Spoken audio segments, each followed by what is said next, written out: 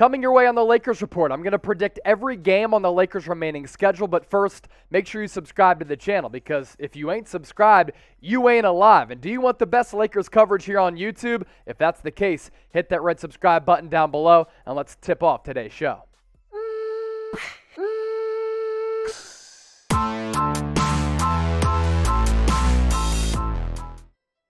Laker Nation, you're watching the Lakers Report by Chat Sports. I'm your host, Chase Senior. Hope all of you are having a great start to your week. We're going to take a look at the Lakers' remaining schedule, then I'm going to provide predictions for each game from here on out. Now, right now, in a pretty interesting spot in the Western Conference standings, the Spurs, Blazers in that 11 and 12 spot, but 1 through 5. Phoenix Suns continue to play excellent basketball. The Memphis Grizzlies have overtaken the Golden State Warriors with a record of 49 and 23. Steph Curry probably out into the playoffs. That certainly impacts the Warriors. Utah at 45 and 26, and this is where things really start to get fascinating. Dallas Mavericks have been great even before the All-Star break. Tailed off just a little bit the last couple of weeks, but still good for 5th place.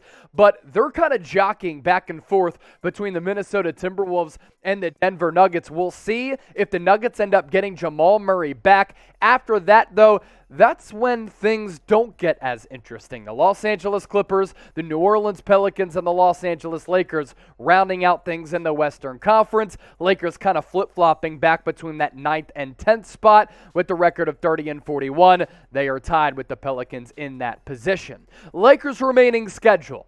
Let's take a look at it. March 21st against the Cavs. That is tonight, by the way, as we record this on Monday. We'll see if I can predict that game correctly. March 23rd against the Philadelphia 76ers at Crypto.com Arena. Then they hit the road after a couple of days off to New Orleans to play the Pelicans in the Big Easy. March 29th at the Mavericks. Is Austin Reeves going to hit another buzzer beater? We will see. March 31st against the Utah Jazz on the road to round out this month.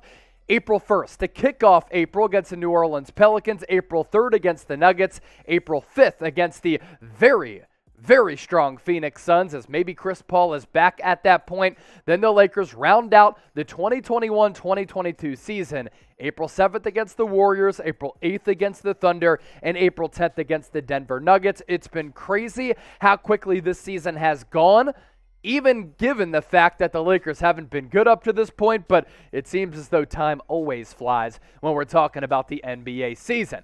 11 games remaining for Los Angeles. I'm going to predict every one from here on out, but first, how many wins for the Lakers over their last 11 games? You can give me a singular numerical value or predict the record in those 11 games. For instance, 6 and 5 equals 11. Simple math right there. I got you, homies. Let's break down this schedule right now and make sure you subscribe to the channel.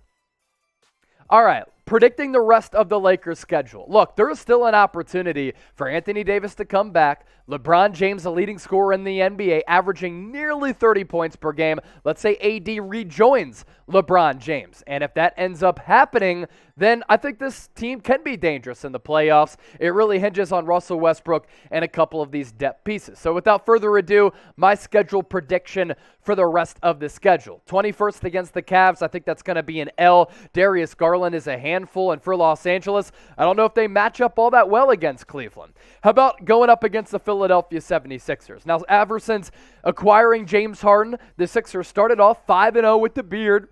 They've tailed off a little bit over the last few games. I just think they're the much better team against, I think the Sixers are the much better team against the Lakers. Joel Embiid is resting on Monday night against the Miami Heat. I think he's resting because he wants to show up and show out against the Los Angeles Lakers. 27th against the Pelicans. A couple of weeks ago, it was a disastrous loss for the Lakers. I think they're able to right their wrongs and get the dub against New Orleans on the 27th, but then they go on the road once more against the Dallas Mavericks, and the Mavericks have been playing good basketball, and especially on the defensive side of the rock, they've been really, really good. Luka Doncic, one of the best players in the NBA. Spencer Dinwiddie has really changed the course of the Mavericks season, so the Lakers go down in Dallas on the 29th. Final game of the month against the Utah Jazz. Jazz streaking, playing good ball last couple of weeks, and I don't like the stylistic matchup.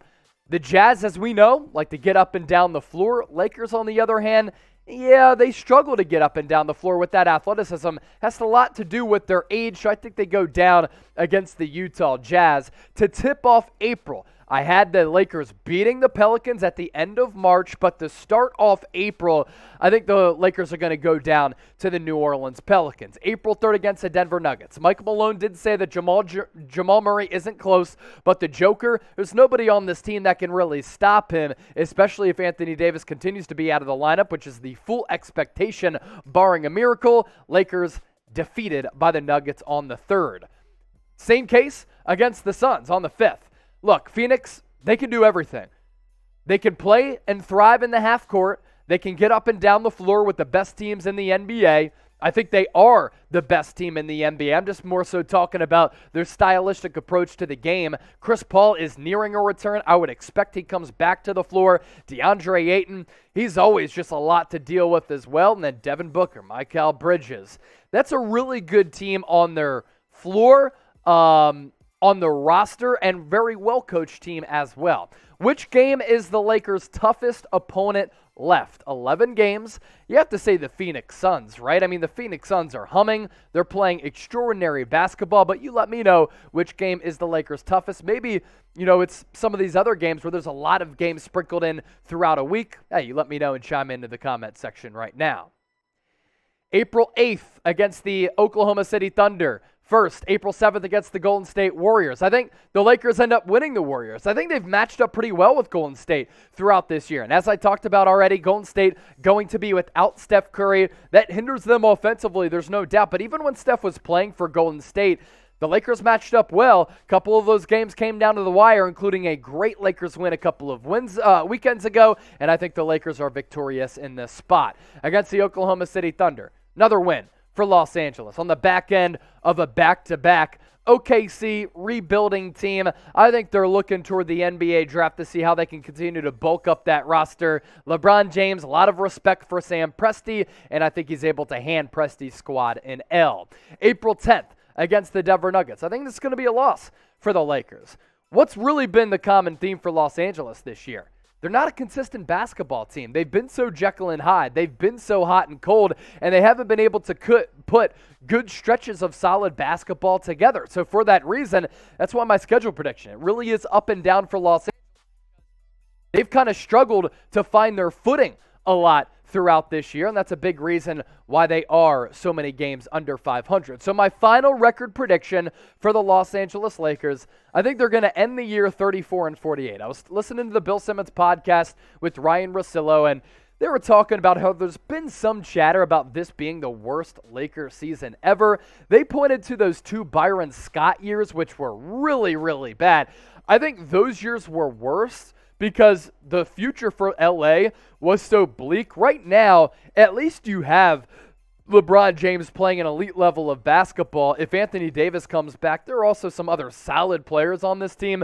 Back then, though, it certainly was ugly. Another reminder, subscribe to the Lakers Report by Chat Sports, as we're only a few people away from 42,000 subs. We'll be here with free videos throughout the good times and the bad times for Los Angeles. Plus, it's 100% free. All the videos we push out, we're not behind a paywall, so join the party, youtube.com/LakersTV, and subscribe to the channels. We've been pushing out multiple videos per week right here on the Lakers Report. Now, after simulating the rest of the NBA season, here would be the projected final standings here in the Western Conference. Phoenix Suns are going to continue to hum, and they're going to continue to add on to that lead in the West over a team like Memphis. And because Steph Curry is out, I don't think the Warriors are going to overtake the upstart Grizz for that second spot. Utah Jazz, Dallas Mavericks there in that 4-5 spot. I think that remains fit. Denver Nuggets maybe overtake the Minnesota Timberwolves, who are like 9-1 in their last 10 games and one of the hottest teams in the NBA of late. Clippers, New Orleans, and then the Lakers finishing the year 33-49. It's been tough, and it's been a rough go for Los Angeles. I don't see that changing anytime soon. And if the season does end in this fashion, it's a projected play-in game between the Lakers and the New Orleans Pelicans. Now, the Pelicans started off this year slowly, and they were awful. But especially since making that C.J. McCollum trade, they've become a lot more respectable of a basketball team, and that'd be a tough matchup for Los Angeles. You take LeBron James on your squad in a do-or-die game in this type of situation, but whoever wins this must beat the winner then of Minnesota and Clippers if these projections do end up falling the way that we have them falling.